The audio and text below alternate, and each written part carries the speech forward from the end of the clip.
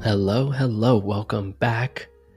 It's me with another episode again. Goutham, Yegappan. You know what's crazy? When you have heard your last name said so many different times, I sometimes have to question, am I even saying my last name right? Is it Yegappan? Is it Yegap? I think that's how you say it, but I really should ask my dad and maybe record it and then get that in recording and practice it again and again until I say it right. I've heard Yegappan. That's the one I've definitely heard the most. But yes, I am pretty sure it's Yegappan, like a Pun. I am recording this episode from Miyagase, a small village in Japan. It has been so beautiful and very challenging as well. I think throughout this year, I've spent a lot of time. I can think of 3 particular times where I spent in real isolation. There was one time when I was in Puerto Rico on the beach. There was another time on 2 weeks when I was in Missouri, the Ozarks, and this time for a month in Miyagase, where being alone can, I think, be one of the most challenging, peaceful, and rewarding experiences. The reason it's challenging, I think, is because on a typical day to day, whenever something happens that I'm not really a big fan of, I have someone to blame. Hey, this person has made it so it's so complicated for me to get my work done. Hey, this distraction from the television or the movie or whatever has made it so hard for me to function. But when you're alone in isolation, you have nothing to blame. When I am confronted with the fact that I won't be able to achieve one of the things that I want, and I apologize for these loud bikes in case you're able to hear it in the back. It's been so mind-boggling to me. It's a very peaceful area. However, to get across this mountain, you have to go through this road here, the main road here. And so these like lunatics will be riding their motorcycles so loudly all the way up until 2 a.m., 3 a.m. And it's like, can you at least go softer near the areas where there's homes and then maybe louder like in the rest of the mountain? It's always been so obnoxiously annoying. And I'm like, how are these motors even this loud? Like, it really, there was a earth. I was going to say it feels like an earthquake sometimes, but there was an actual earthquake yesterday. I was terrified. Asked the person I was staying with, and she was like, no, you're good. It happens often. So I was like, okay, I'm good. I was like a little terror. I was just hearing about all these hurricanes and everything. I was like, oh no, not here too. But being alone, I think, can be really challenging because you have to confront with your own the obstacles that you set for yourself. You no longer have anyone or anything or any place to blame, and you have to sit there and be like, I'm doing this to myself. The reason I am not able to achieve the things that I want is because of me. And you have to become really aware of your weaknesses and shortcomings. And I think that process can be really challenging and hard because you're like, no, I'm perfect. I don't want to blame myself. But in that process, I think is the only way you can change and grow because it becomes very evident where it needs to happen. For me, it's really been about this concept of self-love and discipline. And self-love to me is prioritizing the future version of yourself and taking a hit for whatever you want in the current moment. I was actually talking to a friend, and this is a tangent before we get to today's topic, but I was talking to a friend and I was telling her, I was like, I think for so much of my childhood, I had to build up this version that was so attuned to doing what I wanted to stand up to the millions of instructions that I was being told by either my school, my parents, my community for what I should be doing. And so I had to build this deep level of like awareness and discipline to always do whatever it is that I wanted so that I could, become an individual. But now that I have all this freedom, no one's telling me what to do. I'm like, I actually can't do what I want to do all the time. I need to set rules and regulations for myself so that I can function and do the things that I want to over a long period of time. When it comes to 12 a.m., 1 a.m., like you no longer can be like, I want to read more. I want to do. No, you got to sleep. You have a 7 a.m. podcast. You got work at 7 a.m. You can't stay up for so late. But for you to make that decision in that moment, you have to love the future version of you. You have to love what you're going to do more than what you are currently doing. And so that has been very evident to me, how I am always prioritizing what I want in this moment rather than what I know I really want in maybe a week or a month or a year or 10 years. So I've been having to learn that form of discipline and becoming really aware of the fact that sometimes I'm so hedonistic in the moment that I will make decisions that are actually destructive for the version that I will be even the next day. And to do that in a way where you don't antagonize yourself without being like, you're a terrible person, because I'm not. But I do sometimes do destructive things to myself. So how do you balance talking to yourself compassionately while being like, I think you need to set harder boundaries for yourself has been the challenge. But here I am. Today, what I wanted to talk about, also a side note, I'm recording on this new platform called Riverside, which has been so exciting. I don't know whether it works or not. So this is not a free promotion of Riverside. I'll let you know whether it works well or not. But it's been really exciting to kind of have this whole setup in front of me. I feel like a real podcaster now. We're reaching episode 100. This might be episode 100, but getting to that point feels really exciting.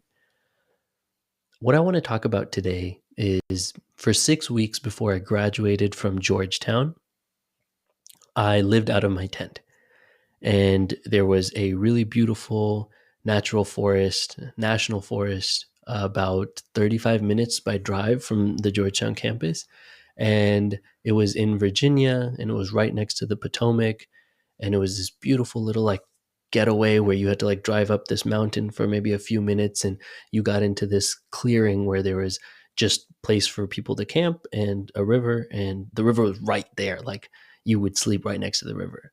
And I had one of the most challenging and learning and transformational experiences in my 6 weeks there. And I wanted to talk about it and my reflections on education.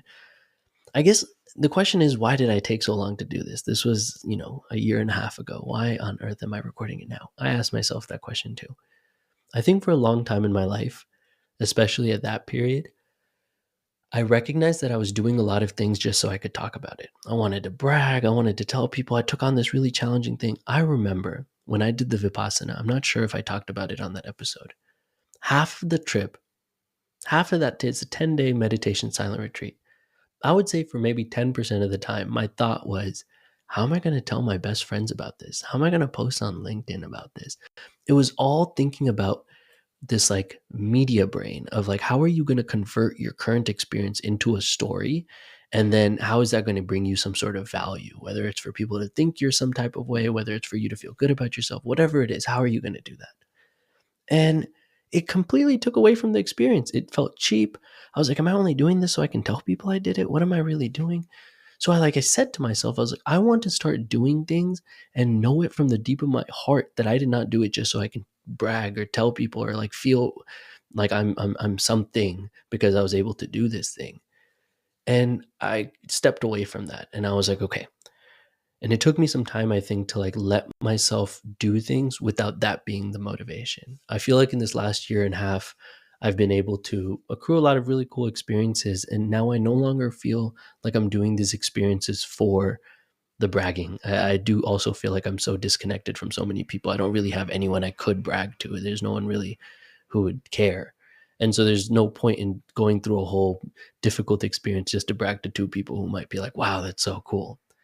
And so, now that the podcast is doing better, I just feel like the relationship I have with a lot of the listeners are a lot more healthy. And it's not really from a place of like, look at all that I can do. It's not about me. It's about what others are doing on a day-to-day basis and how challenging it is. And I just got to experience that for 10 or 20 or 30 days. It has nothing to do with what I do.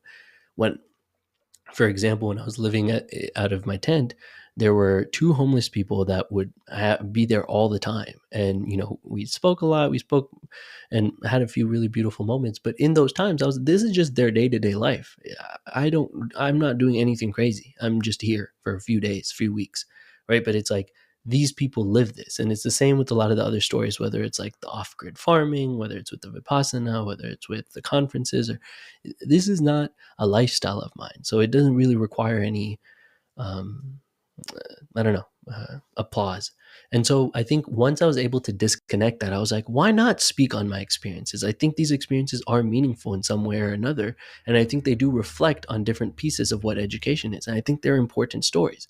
I don't need to only interview others. I think sometimes to have that confidence that you also have something to bring to the table. I no longer am just a question asker. I also have some of my own opinions and ideas, and they matter. And so that type of transformation really, I think, started after this particular 6 weeks, because I was able to do these 6 weeks. I didn't really tell anyone about it. It was an experience that was very personal and close to me. And I was like, I was able to do this. And I know for a fact I didn't do this for any other reason because I didn't tell anyone about it. And so now, a year and a half later, I feel a lot more comfortable talking about it. And I'm excited to share what I've learned. Let's get into it. I wanted to start by talking about the value of minimalism and its impact on learning. So I think about this when a lot of the students that I worked with are the kids that I've seen in school, especially in wealthier areas. I've seen so many family friends buy their kids hundreds and hundreds of toys, and their kids play with it for a few hours, maybe a few minutes, and then they're over it. It gets thrown into some corner, and then maybe they come back to it in a far future for a little bit, or they get to show their friends what toys they have, and then on to the next toy, on to the next toy. It's this endless amount of toys. So what is the relationship that a person ends up building with these toys? Okay, each toy gives me some sort of value. And so long as I have things to explore with it, I get to explore it. But at any point, I'm going to say, hey, this is boring. I want something else. And then something else will be provided. And now, at any point, if I get bored, I have to blame the toy because I don't have enough. I need more.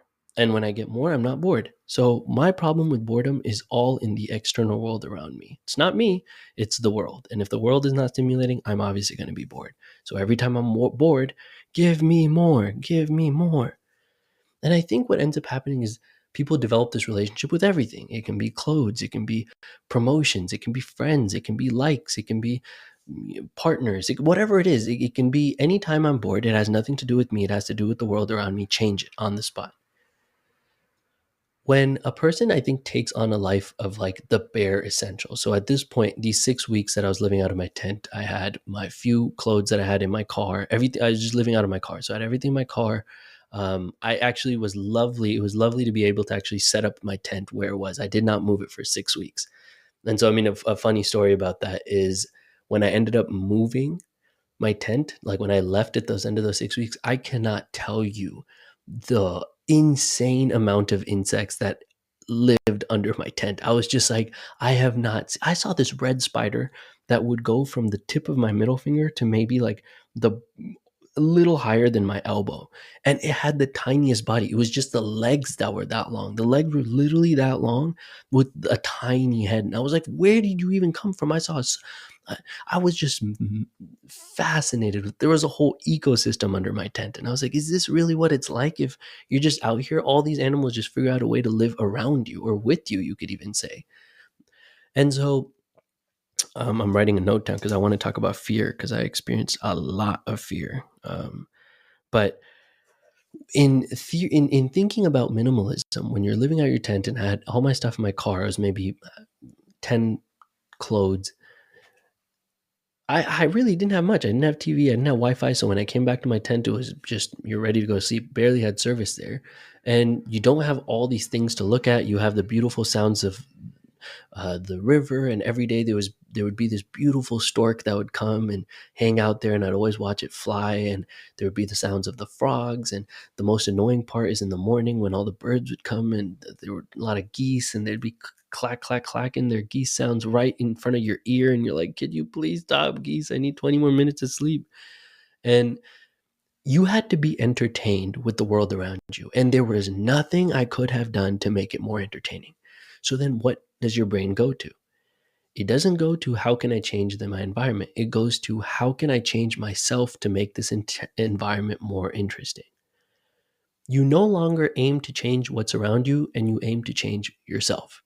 And in that process, you come to find that every environment is infinitely entertaining if you are paying attention to the minute details. If I followed one ant on its journey through its life for a day, that would be really engaging. Where does it go? What does it do? I would watch squirrels for like 20 minutes, 30 minutes. I've never watched a squirrel for 30 minutes. I would just sit there and go, what does a squirrel do on a day to day? I watched one squirrel jump from one tree to the next and fall. And I was like, no way. Did I just watch a squirrel fall from failing to jump from tree to tree? And things like that would become all of a sudden entertaining, something that I would have never done. I wanted to watch TV. I wanted to listen to music. I wanted to do so much more. Why am I sitting here watching a squirrel?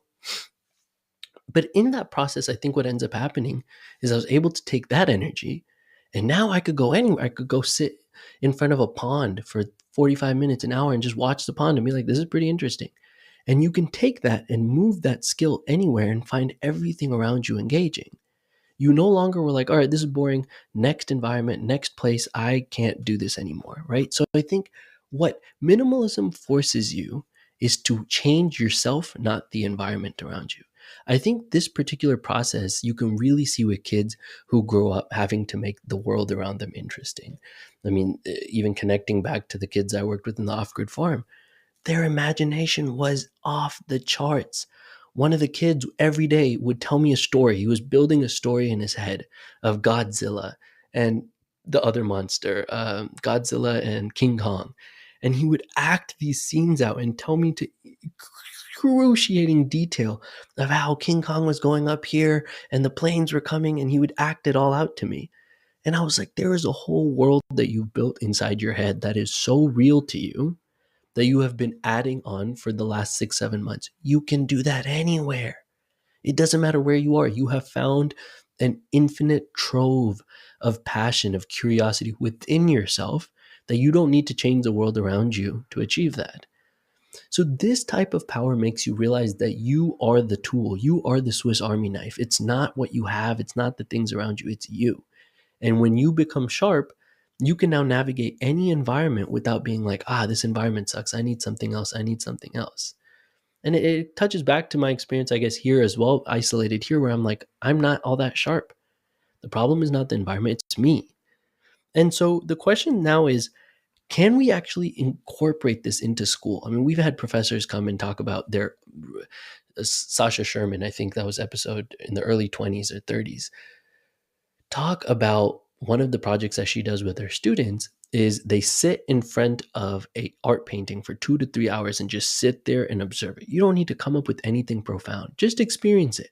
And then at the end of your experience, write about what you experienced. It could be your own thoughts. It has nothing to do with the painting, but write about your reflections on anything and understand that your reflections are influenced by the piece of art in front of you because you experienced it. So whatever you thought about was influenced by it, whether you actually found some small details about it or not. This particular process, again, minimizes all the kind of like, I'm going to throw 20 pictures at you. We're going to watch a movie. We're going to all this changing stuff, and gives you the bare minimum. How deep can you build a world when you're given only a few tools? This particular type of learning, I think, is so important. Give kids a stick and a stone and see what they come up with. I remember I walked with a niece once, and I probably have talked about this 1,000 times on this podcast, but she is going on this walk and she's jumping through every tiny little crack on the road. And she's like, it's a creek. It's the Grand Canyon. And I was like, why don't I see that? Why am I walking through this being like, when do we go home? I'm hungry. Or like, why can't I walk through why can't I, find the Grand Canyon to be in every crack between the two cement blocks? Like it's such a beautiful way to navigate through the world because it takes a high level of creativity and an even higher level amount of willingness to commit to your environment. Not to be like, that's not cool. I don't want to do that. To commit, to be like, yeah, I know it's not the Grand Canyon, but I'm going to act like it is. I'm going to really feel like it is. That level of commitment is so beautiful. And I think sometimes training that is important. One of my problems with the Montessori method that I experienced when I was in Puerto Rico is I felt that was too engaging. There was too much. Like it was as if you were like your phone is already so engaging. You don't need to do anything. You don't need to be a type of person to find your phone to be engaging. It is engaging. It just is. And in the same way, those classrooms were so beautiful and so engaging that you don't need to develop yourself in a curious way or in any way to like find that room engaging. It just is engaging. This process of taking something that's bare bones and converting it into this world that has infinite possibilities, that fiction books do that well. There's a whole bunch, but that I think might be lost soon just because of how easily it is for us to like change our environment constantly to be overstimulated. And it's funny for me to say this because I'm someone who's always overly stimulated from like traveling all the time and being on my like laptop and phone, and I'm a constantly overstimulated person. But I think in some ways it is so important to also learn how to navigate the world with no external stimulation, but simply having a very rich internal life. I had a guest recently come share that their definition of rich was how profound their experiences of their feelings was. What a unique definition of rich. The profundity of your experience of your feelings is what makes a person rich. And when we take this definition of rich, schooling may not actually just be to understand the world around you. It could also just be to, can I help you feel your feelings more intensely? Like really feel them, not run away from them, not rationalize them, not justify them, just experience them fully. It starts to place more attention on the internal experience. And it's not coming from necessarily a spiritual place of like, let's overcome or, supersede our like desires. And it's coming truly from a place of like, just experience it, live it, just enjoy it, feel the joy that it comes with just experiencing feelings. Make your internal experience rich. So I think, long way of saying, I think this concept of minimalism is something that perhaps needs to be thought of a little bit more, rather than how do we get kids more laptops? How do we get kids more tools and more toys? What if we give all kids one marble and just let them play for an hour? Let's just see what they come up with. What is so wrong with that? Give them the bare minimum. Don't give any rules or instruction and just say play. See what games naturally come up. And I bet that a lot more interesting stuff will come out of that. And so here's the question. I think here's actually, and I think this is where the nuance is. For example, this whole tech education bubble exists on this nuance, which is like, you won't be able to develop all the forms of complex thinking if you're not given certain tools that challenge you in those ways, right? Like they have all these like games now where you like put coding cards, and then like a robot will listen to your coding cards and then move in the way that your cards go. And the argument would be like, okay, well, how are you going to develop that form of thinking if you just have to like creatively explore with a stick? Fair question. And I think that's exactly where the nuance is, because some toys and tools allow your brain to think in a directed way that will lead you to that end goal far quicker and better than if you had to create it on your own. But the problem with that is it does not give your brain the ability to explore freely. It gives you a very directed way you should be thinking. When you're given that level of like guidelines, it helps you be like, okay, this is how I need to learn it. And this is why I think this is an issue. This is how an adult would learn. Adult needs structure. I no longer have the ability to just like explore, and actually, maybe I do. I'm just saying it, but I've been learning language and it's been hard. I've been trying to do it so rationally and logically, and I was learning Japanese, had a hard time, gave up on that. I came back to my mother tongue, Tamil, and I've been having a hard time because I'm trying to approach it so rationally. But what if you just like full sent it when you're a child and you're just like, I'm just going to learn and let's just see what the world throws at me? That level of freedom is something that I feel kids do very well. Adults, not so. We need checkpoints. I want a check mark every time I reach a goal. And we try to incorporate that into how kids learn. 5 or 6 year olds don't need, okay, you need these cards, you put the card, like that's so structured. So I feel like this balance somewhere of letting kids naturally just explore the world and toys and giving them the bare minimum and giving them freedom and making sure that they're safe, but giving them true freedom to explore might lead to really interesting results. Hypothesis based on this experience of minimalism. All right, next. Fear. Kendrick has an amazing, I think one of my favorite Kendrick songs is Fear. If anyone hasn't listened to that, I would highly recommend it. I think that is the perfect mix of poetry, music, the beat, like what it means, like how it makes you feel. It just it's such an experience of what fear feels like. And I wish I could have been like, I was so brave, it was so easy, I just slept in my tent every day, no problem. No. One of my scariest moments, I would say, was this one day where there was the most massive thunderstorm. I mean, I was truly terrified. And the way that my particular tent was set up was it's in the middle of these two hills. And so for some reason, I don't know how the sound works. And then there's an opening where the river is. The sound comes down as if it was 1,000 thundering elephants all charging towards me on some Lion King instead of the gazelles, if it was elephants, all rampaging. And I was so terrified. I was like, I do not know what this means. I am not prepared for this. And I don't know if I'm going to make it through this night. I could not sleep until maybe 3 or 4. And I was just in my bed, terrified. And I was like, I don't know if I should go to my car. I don't know what I should do. It's raining like crazy. Am I safe? There's a river right here. Is it going to flood? I would like wake up all the time being like, oh my God, the river is getting larger. Like, am I okay? Like, is it getting close to me? So like I opened my tent a little just to check that the river was still there. I was fine in that sense. And eventually I fell asleep. Woke up the next morning. The entire place around us was like just trees falling. This, it was crazy. And then one of the homeless guys there and I, ended up having this really beautiful morning where we made a fire together and we just talked about the last night. And we were both like, yeah, we were scared. That was scary. And I've been thinking a lot about this feeling of fear, which is something I've been experiencing a lot. And I've been trying to realign what this feeling necessarily means to me. I think growing up, I really villainized this feeling. I was like, okay, you feel fear? You are a scaredy cat. You are not a man. What is this? How can you feel fear? You're so weak. The example that I'm thinking of is a few days ago, the nearest village here where the grocery store is about 35 minutes and I had to go by bicycle.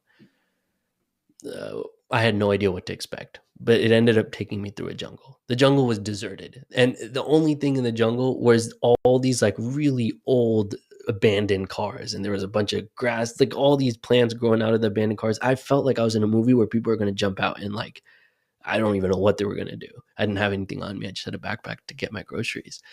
And I was biking through this and I was terrified. I was like, I don't know. I'm in the middle of jungle in Japan. I don't know what exists out here. I hope there's no bears because I heard there were a few bear sightings recently. I was like, I don't even know what to expect. I'm biking through here and I was terrified. And in that moment, I was like, what is my fear indicating to me? My fear is indicating to me, I need you to pay attention. Because before then, I was biking, I was singing some Natasha Bedingfield, I think. I was like, I still remember, I was just like, I was singing something. So I was like, what is her song? It was such a good song, but I was singing something about feel the rain on your skin. No one else can do it for you. Only you can let it in. No one else can. It's such a good song, and I was singing that to myself, and I was like, so I was having a great day. It was lovely weather, and then I enter the jungle. Immediately, I stopped singing.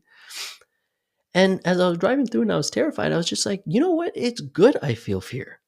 If I was singing that song down here and this place was not safe, I would literally be like asking to have something happen to me. I was like, hey, bear, if you don't see me, if you don't hear me or smell me here, like, let me sing for you. Or people, if you didn't know I was coming, I'll make sure you know. Fear in that moment served as a tool for me to become aligned with what I needed to do in that moment. And so in this sense, fear was helping me. It was not something that made me weak. It actually helped me survive that moment better than if I had not. The issue that I had with fear growing up is I felt that I was so sheltered that I didn't know what to be afraid of. I was afraid of everything. I stepped out of the house afraid.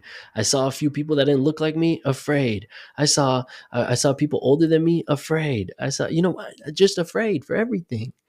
I used to go, yeah, I still remember my freshman year of college. I was terrified to be in San Diego downtown. San Diego. I was not in DC. It's not in Chicago. I was in San Diego and I was scared. And to me in that moment, what I feel like when I look back is I was afraid of everything. So my fear at that point was not a tool. It was something that was not aligned properly to the world around me and was always firing at me. So it was anxiety.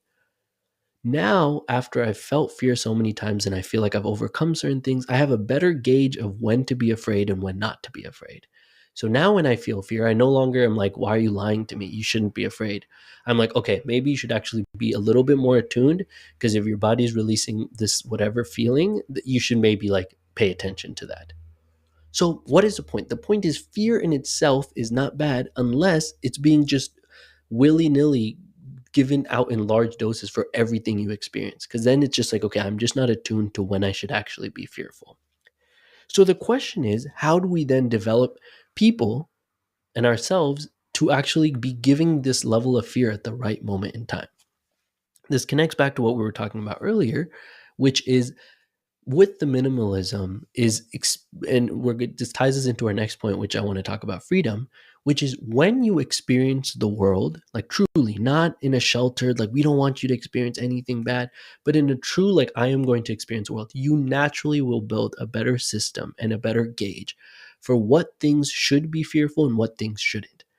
When you are sheltered, someone is basically saying, we don't think you're ready to experience fear. We don't think you're ready to experience the world. Therefore, we're going to shield you from all this stuff. And what ends up happening is those parents never often give slightly more responsibility over the years. If you take like The Giver, for example, in that book, it's interesting because every year they're given more responsibilities.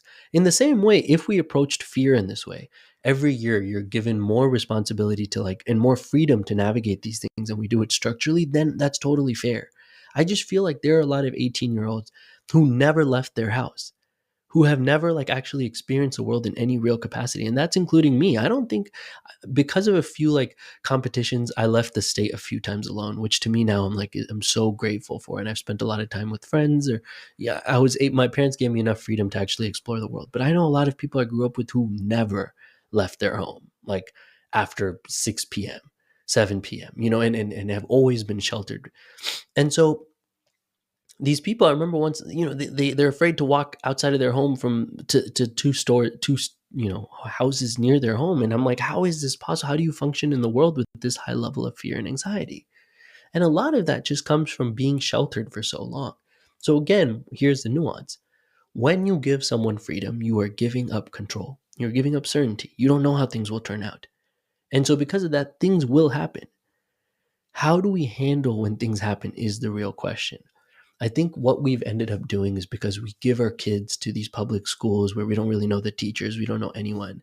We're like, we want no harm to come from this. We want the bare minimum. We want absolute safety. We want no broken bones. We want nothing. We want no hurt, no physical or emotional or turmoil in any sense. Keep them absolutely safe. Send them home exactly how they got there. That sounds great. And from a parent's perspective, I completely understand. But what are we really learning if we are not confronting the things that we're afraid of? The true knowledge in the world comes from that kind of clash of like, this makes me really scared. I don't think I can do this. And then working through it until you look at yourself in the mirror and go, I am the type of person who, no matter what is thrown at me, I will figure out a way to get through that. That is a place you can go where you can be confident and feel like you are competent to handle anything. And so in that sense, I feel like because I was so sheltered, my relationship with fear was terrible. And in the last few years, I would say maybe 6 years, I really have challenged that, like, okay, go put yourself in the world. And now I think my relationship with fear is slightly better. Still not great. There are a lot of things I think I'm still overly afraid of, but I think I can now trust that feeling more. So I wanted to touch on this fear concept because I think it is something that connecting to letting people explore is something that we really need to incorporate into schools, allowing uncertainty to exist. Just explore the world. Give kids 100 marbles, just 45 minutes. Do whatever you want. All I'm giving you are these marbles.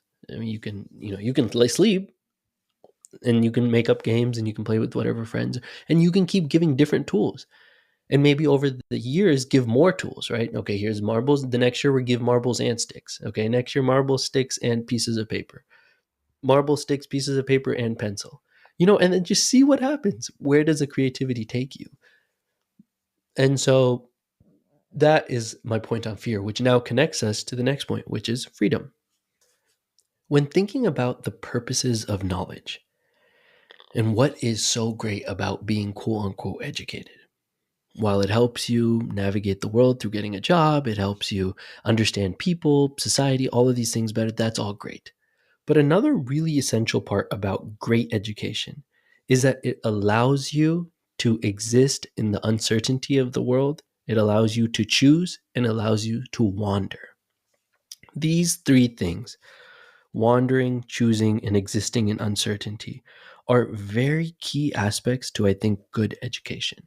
Because fundamentally in the world, these are three things that are necessary. No matter what point you are in your life, no matter how rich you are, healthy, whatever, you will face periods of high levels of uncertainty. It can be when a parent dies, it can be when you get cancer, it can be when you're placed into a war, it can be when there is a economic recession. It doesn't matter. There will be uncertainty. You will be given tons of choices in your life and you will have to choose. Do you want to get married? Do you want to have kids? Where do you want to live? Do you want to get that treatment? What type of car do you want to drive? Do you want to own a car? Do you want to, what do you want to do is something that you will have to choose. What type of job do you want to work? And the third is, how often do you want to explore? Do you want to wander? Yes, you're given a certain type of lifestyle. Do you want to see what else is out there? What does that look like? What does wandering look like for you? These three are fundamental human things that need to also be encouraged and nourished and taught how to do properly. Not, it doesn't even have to be taught. It has to be like an environment where you can do those things and pursue those things safely has to be provided. So why is it that we don't do these things, right? Uncertainty, choice, and the ability to wander. Again, because you no longer have control. You no longer have very strict kind of rules and regulations. You have a classroom. We need safety. We need to make sure that everyone follows these standards. This is what needs to come out of it. Everything in your life is planned from step A to step B. If you do all these things, you will get into Harvard. Once you get into Harvard, you can get into Google. Once you get into Google, you can get your house and you can get married. Done. Your life is done. Great. Good job. Now do it again. Get your kids to do it too. Like, when you give the choice of wandering, the ability to choose, and the ability to exist in uncertainty, you no longer know exactly where a person's life is going to turn out. So that really sucks for a lot of corporate interests in education, possibly. And perhaps also for a lot of parents who want their kids to turn out in a very specific way. But I think where it does serve a lot of benefit is that when you have those moments come up, where you don't know what's happening, you're confused, you will be able to be the one sane voice in a room full of people who are in despair. As long as things are going right, if you just did the cookie cutter thing your whole life, then fine, that works great. But the second real issues occur in your world around you, the people who are most peaceful and the most like sane to handle themselves in that are the people who've been around those type of situations the most. So, especially with uncertainty, it's so interesting how if you slightly tweak someone's routine, all of a sudden they're like, I don't know what to do. Like, this is so much for me. I'm not really sure I'm ready to handle this. But there are also other people who have learned to gracefully navigate uncertainty. And that's because they've been in situations of uncertainty before. So, again, the difficulty of this question is balancing between these two opposites. We don't want to put anyone through really complicated traumatic experiences so that they can learn. But at the same time, that is the best way to learn. So we do as a society need to pick to what extent are we willing to allow people to go through challenges so that they can really learn from it. An environment that's completely sanitary, so safe, so like routine is not a good environment to learn. You know exactly what to expect, what you need to do. Those are not tools that will help you navigate the real world, which is actually insanely random, insanely unsafe. And you have to make choices. There's no given path to you in the real world. Everything you do is a choice at the end of the day. Nobody tells you what to do. So if we strip kids from all these things, when you place them in the real world, they're like, I don't know how to do any of these things. I've never made a decision. I have no idea what I like, what I don't like, because I've never had to choose. I don't really know how to be uncertain or uncomfortable. And I don't know how to wander. I don't know how to like explore and try new things because I've always needed to be great or perfect. So I don't know how to try new things. You end up with people who are lost. And I think we can see this all the time in our schooling systems and young adults nowadays, especially after the standardization of schooling. We had a great conversation with John Krieger a few episodes ago where we talked particularly about this, of how the changing of standardization changed the education system that really made people have like, okay, you know exactly what to expect from day one, first grade, all the way to day 12, grade 12. You know everything to expect and what's going to come your way and how you need to go about it and what you need to do. I think this part is terribly unfortunate. And connecting this back to my experience in the woods, all of it, right, from What do I need to do on a day-to-day basis? How do I make sure I'm safe here? What do I need to learn? It becomes such a different experience that you have with learning, because all of it is now under a choice. What type of tent do I get? What type? None of it is given to me. There's no like handbook lecturer who says this is what you need to do. This Every single aspect of it is a process that I need to learn. I need to find the right resources. I was living out of REI, asking them every detail about what type of clothing do I wear because it's freezing, and what I'm doing right now is not working. Wool, cotton. Where do I wear fleece? What does fleece do? What type of sleeping bags do I need? How do I make sure it's like protecting my warmth and keeping the warmth inside? What do I need to do to make sure rain doesn't get in, heat doesn't leave? What do I need to make sure to do to make sure that animals don't come near? Endless questions. But I had a reason to now learn them. So they're no longer just like in the abstract, here, someone teach me something, I'll just remember it. I had to, one, pursue it. I had to wander. I had to then choose. I had to make a decision based on what do I want? How do I make a choice? And then I also had to deal with the uncertainty. Maybe my decision is going to fail. But I promise you, I will have learned if it failed. If the water did get in, I would learn why that happened, what I needed to do, and what I needed to do next time. This particular process has to be nourished. We have to make people put themselves in situations that makes them afraid. There is no one thing that makes everyone afraid. Some people are afraid of heights. Some people are afraid of social interactions. I always have my best friend Ellis as a great example of this, and he's also on the show this season. I would check that episode out. It was so profound. He went on a 50-mile marathon and talks about the mental challenges of taking on something that difficult. That's almost 2 marathons in back to back. That's insane to me. Lovely conversation. But me and him had such a unique friendship because I'm someone who's not very socially afraid. You put me in any social situation, I'll do it. Especially if you dare me, I will do most things. Ellis, on the other hand, is the most unafraid physical person I've ever met. We'll go on a hike. He'll find a log somewhere that I'm like, there is no way a person can fit on that. He will somehow, the log will be over a rushing river too, and you'll find a way to like just tiptoe right on it. And he'll do all types of things. And I'm like, I'm physically terrified. And he'll be like, I socially am not down to just do whatever. And so we would always like challenge each other and kind of push each other in both ways to leave our comfort zones. And in doing that, I feel like it was very clear what Ellis was afraid of versus what I was afraid of. So you can't just have one assignment that's like, everyone, go talk to a stranger, because some people are just going to do that very well. So even when you take like presentations, there'll be half the class who's like terrified of presentations. The other half was just like, all right, I'll just pull up some slides and I'll breeze it tomorrow. When we're focusing on fears, you have to actually deeply be interested in each individual, because what scares them is completely different. You have to use that to then explore their fear.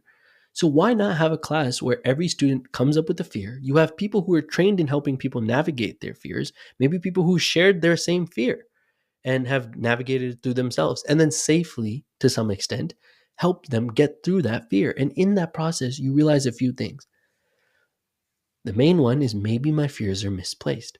Once a person starts thinking this, the world becomes open to them. Until they do, if they never think that way, they will always think every fear I have is real. Every person I meet who I'm afraid of, that's a real feeling. Every experience, every time I have to present, every time I have to do anything that's slightly uncomfortable that makes me afraid is a terrible thing. I'll never do it. But once you start having this skeptical relationship of, I'm afraid of that, but maybe I'm wrong. Maybe I don't actually know. Let me try it and then figure out whether I should be afraid of it or not. Then a person becomes a lot more safe.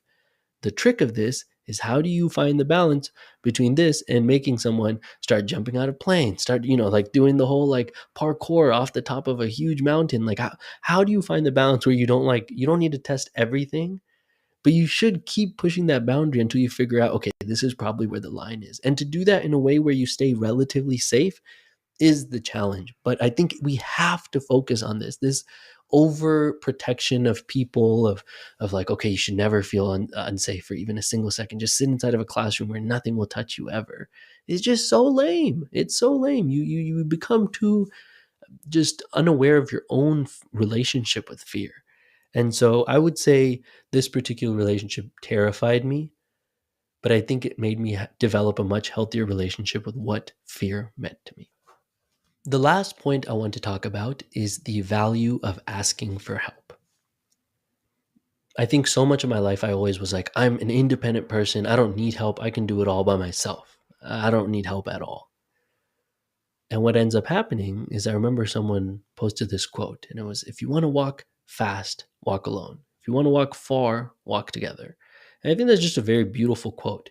And it speaks true in so many ways, where someone was just telling me, you can't make a lot of political change alone. I 100% agree. You need people. You can't do anything alone, really. I mean, you can do things fast, you can do things efficiently, but when you have the power of numbers, you could really move mountains. And so in this experience, up here are more loud bikes. These weren't too bad. These ones were quick. At least they drove fast, so I only heard it for like a few seconds. The ones that are the worst are the slow ones, who like you hear their loud engines for like 10 seconds. You're like, wow, you are that loud and slow? Huh, interesting. But when asking for help, I think one of the challenging parts is first having the humility to be like, I can't do this alone. The larger the challenge you take, the less likely it is that you will be able to do it alone. So you have to reach out. There are so many times Ellis came through for me where, we had a long day at school and I was like, dude, I actually don't feel safe going back at 12 in the night, 1 at night. I'm like, I don't even want to drive. I don't want to go up that mountain. Can I please sleep at yours? And you'd always be so helpful. I mean, I don't think I could have done this had I not had Ellis, Abenezer, another friend, Sagrika. Like I had at least 4 or 5 friends, Srujan. I had 4 or 5 friends who really helped me through this process. And I could not have if not for them. And what I really wanted to touch on is that had I been afraid to ask for help, I'm going to do this by myself, I may have been able to do it, but it also would have put me in a situation where I think touching back on the previous topic, I would have been far too unsafe. But maybe not, and that is its own conversation. But I think learning how to ask for help and doing it efficiently and gracefully is a really, really complex thing, because I also had another friend who told me that I asked for too much help and he didn't really like that. And I actually really appreciated him having that conversation with me, because it made me have to reflect on, there seems to be a good way to ask for help. And you don't want to make someone feel like they're being taken advantage of. You don't want someone to feel like you're relying on them too much. You want to do it in a very graceful, vulnerable way. And you also want to be there for them. But the only way you can learn these things is if you ask for help. If you never ask for help, you never have to do this. And so when you put yourself in a situation where I think you are vulnerable, that is the first time you will have to actually develop the ability to ask for help. The issue is if you only develop this far too late. If you're already deep, you've never had to actually work on asking for help, asking for advice, getting insights and input and help from others, you'll have to do this when it's far too late, when you really, really need someone. So the best idea is, can we build environments of perceived, like, okay, this is perceived to be very like hard or challenging, and I really need help from others. And so in doing that, I mean, I think a great example of this, I've been listening to Harry Potter again. The whole situation where they're in the fourth book, Goblet of Fire, they're doing this competition for those who aren't Potterheads. And they need to go into this lake and save their friends. And in their heads, they really, for some reason, believe if they don't save their friend, they're going to die. It's end over for them. But it seems like from the organizer's perspective, that's never going to happen. But somehow they persuade all the champions, that's what they call them, the competitors, that that's going to happen. So they all try their absolute hardest to save their friends. This kind of perceived like world where you live, where, okay, oh my God, I mean, obviously it doesn't have to be that extent. That's an extreme. But this world where, like, okay, you find what students are afraid of, and you build a simulation where like somehow that's being tested in a way that seems more intense than it actually is. And then in doing that, you are now compelled to ask for help because you want to achieve whatever it is you want. And for most things, you need help. Let's say you want to start a YouTube channel. You need, maybe you're not the best at editing. Find someone who edits. Maybe you're not the best at vocal recording. Find someone who does that well. Maybe you're not the best at script writing. Take on a project that requires you to do more than just one thing. And I think often projects that we do in school are so narrow in their sight that you just need to do one skill. If you're doing a presentation, I mean, you're never being asked to do something that's large, that requires a whole bunch of different skills, because that would be out of the context of a math class, the context out of an English class. This whole siloing of subjects is so stupid to me, because you can't do English without math, you can't do math without English, and the fact that it's so hard to believe that those two go together is the whole problem of siloing education. They're all interconnected. They're not like, I'm only going to do English. I don't care about math. How are you going to write about what you've learned? How are you going to, how are you, like if you're doing a mathematician and you cannot communicate what you've learned, or you can't properly read what other people have done, how are you going to like figure it out? If you're just a writer without math, I mean, there's so many areas where all these things play a deeply interconnected role that you cannot just do one without the other. Once you find projects that are all encompassing, now you find that everyone will be good at different things because your projects are not so narrow. So you have to tap in. So who does this? Can you help me? What can I give you? Okay. You figure out how to ask for help, how to communicate, how to, kind of navigate this space of like, I don't know this, you know this. How do we barter trades and skills? This process of asking for help, I think, is a really integral part of this entire process. And so when I look back to this experience, I would say that these 4 topics are the things that stood out the most to me and it made me think a lot about. And I think they all have a lot of interconnections with education. So starting with creativity, the value of minimalism, having less external stimulation to really create a rich inner world. This idea of being able to deal with uncertainty, choose, and to wander. This concept of redefining your relationship with fear and the ability to ask help. I think these are 4 things that are not done enough to really encourage in schools, and they're very integral life skills that also have implementation in all these intellectual realms. But yeah, this was really fun. I feel as these episodes are going, I'd love to hear from you as well. If you feel like these solo content is doing better, I mean, I just can't imagine myself actually having enough to say to where I could do something like this on a regular basis. It terrifies me to be like, what if you can actually become an idea generator? What if your ideas actually matter? It seems like I'm so far away from that every time I do this, it makes that belief a little less clear every single time. I'm like, wow, I can't believe I went through an hour really sharing my ideas on this one experience that I had. And it always makes me feel like maybe I do have something to say. And I think everyone does. And I think every single person, when you're given the space, and I've really learned this through the podcast, is when so many guests tell me, hey, I've never done a podcast before. I don't really, I've studied this topic for 30 years, but I've never actually spoken about it. I'm not sure if I can. And what I say to everyone is, trust me. I promise you, you have so much deep wisdom within you. You just have to be given the questions and the platform to let it speak. And every single time, everyone tells me, I'm so surprised that I was able to speak for an hour and it didn't even feel like that. And I had so much to say. Because I think we all do have a lot of deeply ingrained wisdom from just being alive that we often don't feel like we have the space to share. And we feel like we aren't good enough, but we are. And I want to say that. And I'm so thankful for you for listening and for being part of this process. And this may or may not be released before episode 100, but it's such a big deal for me to be able to have done that. And it's something I'm very proud of. And so thank you for the support. I love you. And as per usual, I don't know if I've ever ended an episode with I love you. I guess we're rocking with it now. I love you. And as per usual, stay re-educated. And that brings us to the end of our conversation. I hope you enjoyed it as much as I did. Thank you again for listening and making this process so much more enjoyable.